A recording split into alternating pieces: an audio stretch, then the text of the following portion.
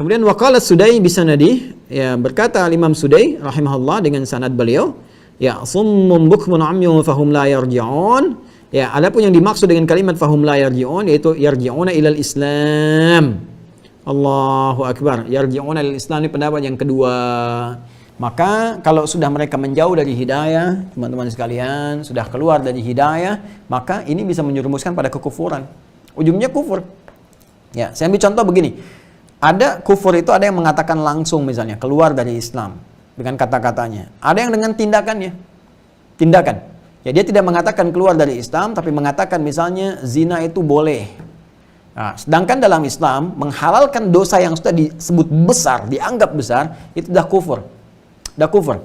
Menghalalkan kesyirikan misalnya kan, menghalalkan zina, menghalalkan pembunuhan dengan sengaja yang benar-benar diharamkan misalnya. Dah kufur. Ya, membolehkan seseorang nggak sholat, udah nggak sholat pun nggak apa-apa misalnya. Yang penting berbuat baik aja, udah kufur tuh. Udah kufur. Karena pembuktian beramal soleh itu, amal soleh itu mengerjakan yang baik, meninggalkan yang mungkar. Mengerjakan yang ma'ruf, meninggalkan yang mungkar. Jadi sholat kerjakan, kan puasa kerjakan, zina tinggalkan, merampok tinggalkan, bunuh tinggalkan, yang buruk-buruk tinggalkan. Jadi kalau ada orang menetapkan yang mungkar dan meninggalkan yang ma'ruf, itu sudah nggak ada iman dalam dirinya. Ya, karena pembuktian iman itu lewat amal solehnya. Jadi ketika amal soleh tidak ada, jadi terbalik, ini menandakan imannya sudah nggak ada.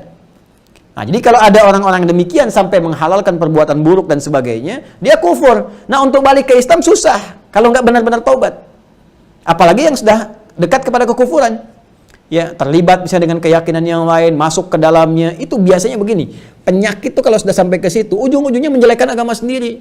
Ini orang dipertanyakan, ente itu agamanya Islam, kok menjelek-jelekan orang Islam terus? Sebenarnya apa masalahnya? Ya, kita sudah hatam kok toleransi, menghormati, nggak ada masalah, kita nggak ganggu orang, menghormati orang lain, kita yang punya lakum dinukum waliyadin, kita yang punya la ikraha fid din, kami menghormati yang lain, menghormati ibadah, nggak pernah paksa, ya, kita dakwahkan dengan kelembutan, kalau ditanya kita menjawab, kita bertoleransi dalam kebaikan, dalam urusan dunia kita berbagi, obat berbagi, herbal berbagi, kan? Makanan kita bisa berbagi, dalam urusan agama kita masing-masing. Ya, kita mendoakan pada kebaikan, bertanya kita jawab, dakwah dengan cara yang lembut. Kok tiba-tiba ente menyoal? Masalah ente apa? Ya, Anda punya masalah apa? Anda ikut-ikutan ke tempat agama orang lain. Di tempat itu Anda menyoal orang Islam dan menjelek-jelekan orang Islam. Anda siapa sebetulnya? Ya, saya berhak marah gitu kan? Dalam kondisi seperti ini kita berhak marah. Itu menunjukkan keimanan kita. Anda siapa? Ya, Anda hati-hati gitu kan? Hati-hati dalam kondisi seperti ini. Justru itu provokator yang paling kuat. Dan itu melanggar undang-undang.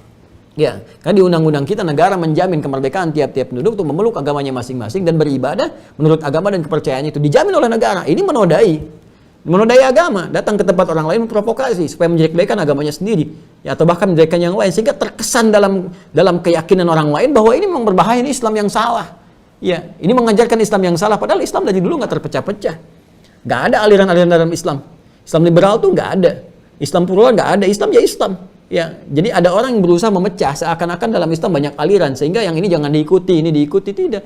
Ya, sudah jelas Islam itu sudah satu kesatuan, ini yang baik. Kalau ada yang jelek berarti di luar Islam. Ya, gampang aja caranya. Ada orang nyakiti orang lain misalnya kan. Oh, ini ada aliran ISIS nih, tembak bom orang. Udah jelas itu bukan Islam, selesai. Dia cuma bawa nama Islam. Ya kan? Selesai.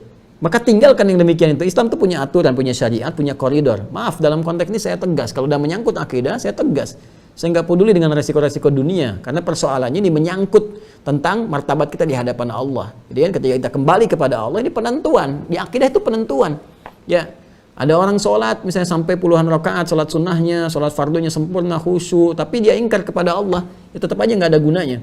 Ya, maka tauhid itu penting. Tauhid itu penting karena ini yang menentukan benar tidaknya amalan seseorang. Maka hati-hati teman-teman sekalian kalau udah terjebak pada kondisi-kondisi seperti itu. Makanya saya nasihatkan ya, termasuk ada adik-adikku yang ada di kampus-kampus tuh. Kalau ada paham-paham gak benar, gak usah ikutan lah. Ngapain Anda jauh-jauh masuk ke kampus, biaya keluar, orang tua Anda susah-susah. Bahkan Anda sekolah ke sekolah Islam, tiba-tiba keluar jauh dari Islam. Anda mau sekolah apaan di situ? Masuk sekolah Islam, fakultas Islam, belajar hukum Islam. Kok di situ menjelek-jelekan Islam? Anda mau ngapain ke situ?